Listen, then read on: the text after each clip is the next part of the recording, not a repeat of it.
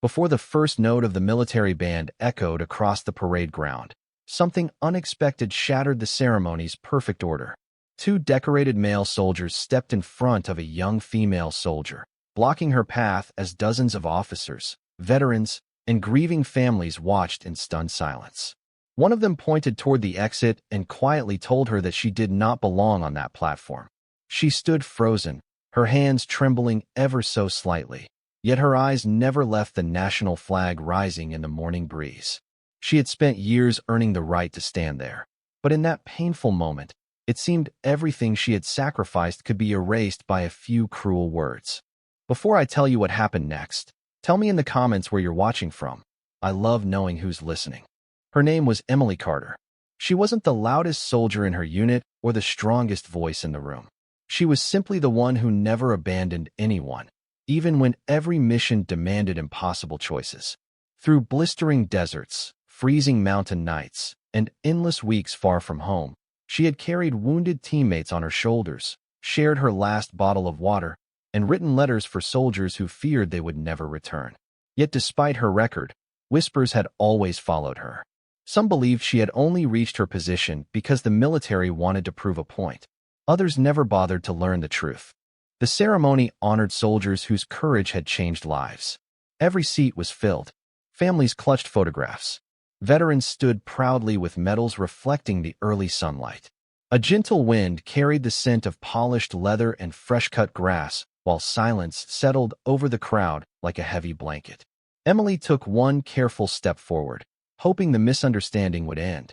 Instead, one soldier moved closer. "You were not invited to stand with us," he said just loudly enough for nearby guests to hear. The words spread through the crowd like ripples across still water. Heads turned. Murmurs grew louder. Some looked away in discomfort. Others simply watched, uncertain whether anyone would stop what was happening. Emily lowered her eyes for only a second. She remembered every obstacle that had brought her here. She remembered training twice as hard to earn half the respect. She remembered nights when exhaustion made her question herself, only to wake before dawn and keep going anyway. She could have argued. She could have listed every medal she had earned. Instead, she chose silence because dignity sometimes speaks louder than anger. The commanding officer standing nearby hesitated. No one moved. Then a single voice cut through the growing tension.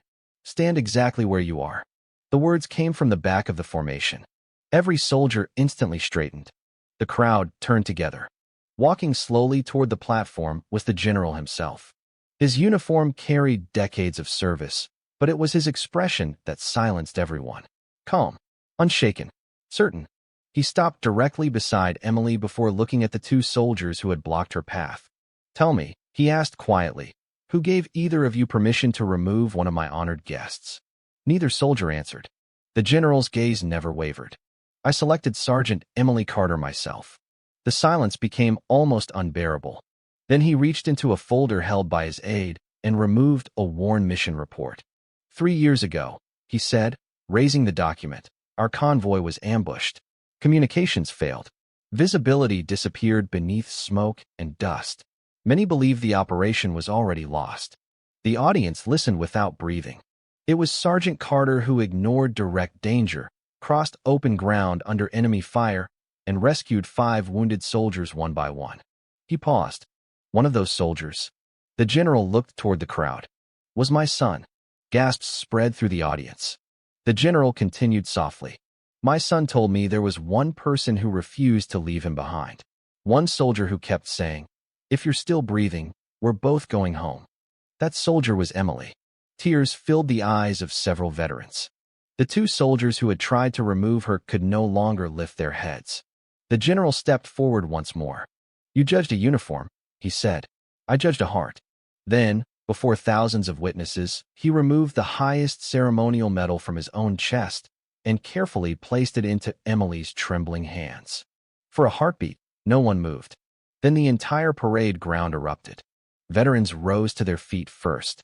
Families followed. Soldiers stood together in perfect unison. The applause rolled across the field like thunder, growing louder with every passing second until it became impossible to tell where respect ended and gratitude began. Emily fought back tears, not because she had finally been recognized, but because someone had defended the truth when it mattered most. The two soldiers quietly stepped forward and offered sincere apologies. Emily accepted with grace. She knew that forgiveness required even greater courage than proving someone wrong. As the ceremony ended, sunlight broke through the clouds, casting long golden beams across the rows of uniforms. The same platform that had almost become a place of humiliation had become a reminder that true honor cannot be taken away by prejudice or pride. Because real courage isn't measured by who stands in front of the crowd, it is revealed by who stands for what is right when everyone else stays silent. And as the flag continued to wave above the parade ground, it seemed to carry a simple promise into the wind. The truth may be delayed, but it always finds the strength to stand tall. If this story moved you, leave a comment with your thoughts. Subscribe for more unforgettable stories of courage and justice. And remember, sometimes the quietest heroes leave the loudest legacy.